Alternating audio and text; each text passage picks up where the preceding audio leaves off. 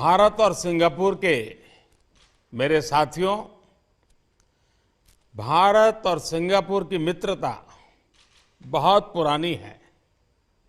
समय की कसौटी पर हमेशा खरी उतरी है। हमारे पीपल टू पीपल रिश्ते इसका मुख्य आधार है।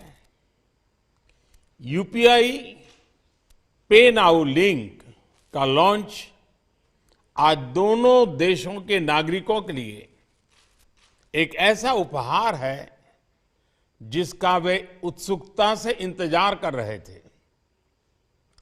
मैं भारत और सिंगापुर के लोगों को इसकी बहुत बहुत बधाई देता हूं। साथियों, आज के युग में टेक्नोलॉजी हमें अनेक प्रकार से एक दूसरे से जोड़ती है। फिनटेक भी एक ऐसा सेक्टर है जो लोगों को एक दूसरे से कनेक्ट करता है। सामान्य तौर पर इसका दायरा एक देश की सीमाओं के भीतर ही सीमित होता है, लेकिन आज के लॉन्च ने क्रॉस बॉर्डर फिनटेक कनेक्टिविटी उसके एक नए अध्याय का शुभारंभ किया है। आज के बाद सिंगापुर और भारत के लोग अपने मोबाइल फोन से उसी तरह पैसे ट्रांसफर कर पाएंगे जैसे वे अपने अपने देश के अंदर करते हैं। इससे दोनों देशों के लोगों को अपने मोबाइल से तत्काल कम खर्च में फंड ट्रांसफर करने में मदद मिलेगी। इस सुविधा से दोनों देशों के बीच रेमिटेंसेस का सस्ता और रियल टाइम विकल्प संभव हो पाएगा। इसका हमारे प्रवासी भाई बहनों, प्रोफेशनल्स, स्टूडेंट्स और उनके परिवारों को विशेष रूप से लाभ होगा। फ्रेंड्स, बीते वर्षों में भारत ने इनोवेशन और मॉडर्नाइजेशन के लिए उचित वातावरण बनाने को सर्वोच्च प्राथमिकता दी है। हमारे डिजिटल इंडिया प्रोग्राम से देश ईज ऑफ लिविंग में भी बढ़ी है और ईज ऑफ डूइंग बिजनेस भी बढ़ा है। इससे डिजिटल कनेक्टिविटी के साथ फाइनेंशियल इंक्लूजन को भी अभूतपूर्व गति मिली है। डिजिटल इंडिया अभियान ने गवर्नेंस और पब्लिक सर्विस डिलीवरी में अभूतपूर्व रिफॉर्म्स को भी संभव बनाया है।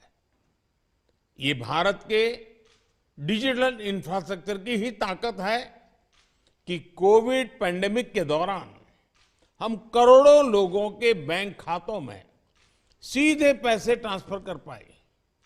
फ्रेंड्स, 5 साल पहले मैंने सिंगापुर में कहा था कि फिनटेक, इनोवेशन और युवा ऊर्जा में विश्वास का एक बहुत बड़ा उत्सव है।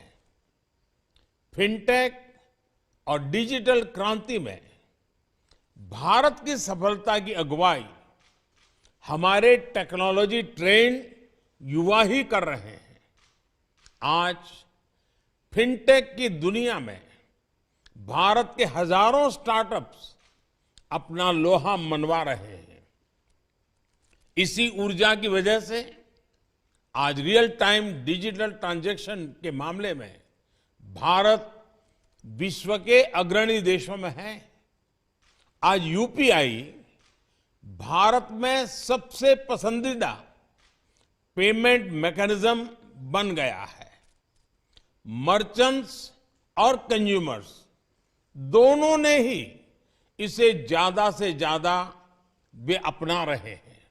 इसलिए आज बहुत से एक्सपर्ट्स ये अनुमान लगा रहे हैं कि जल्द ही भारत में डिजिटल वॉलेट ट्रांजैक्शन नकद लेन देन से अधिक हो जाएंगे।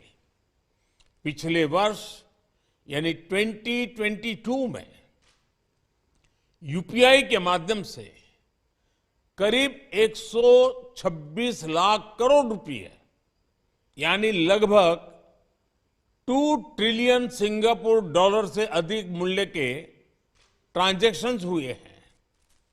अगर मैं नंबर ऑफ ट्रांजैक्शंस की बात करूं तो ये भी 7,400 करोड़ से अधिक होता है। ये दिखाता है कि भारत का यूपीआई सिस्टम कितनी बड़ी संख्या को आसानी से और सुरक्षित तरीके से हैंडल कर रहा है। अच्छा ये भी कि विभिन्न देशों के साथ यूपीआई की पार्टनरशिप भी बढ़ रही है। सिंगापुर पहला देश है जिसके साथ आज person to person payment facility launch हुई है।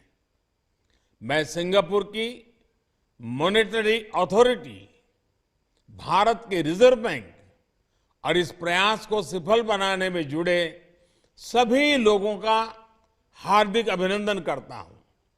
मैं दोनों देशों की जनता को फिर से बहुत बहुत बधाई देता हूं और मैं प्रधानमंत्री जी का भी हृदय से बहुत बहुत आभार व्यक्त करता हूं। धन्यवाद।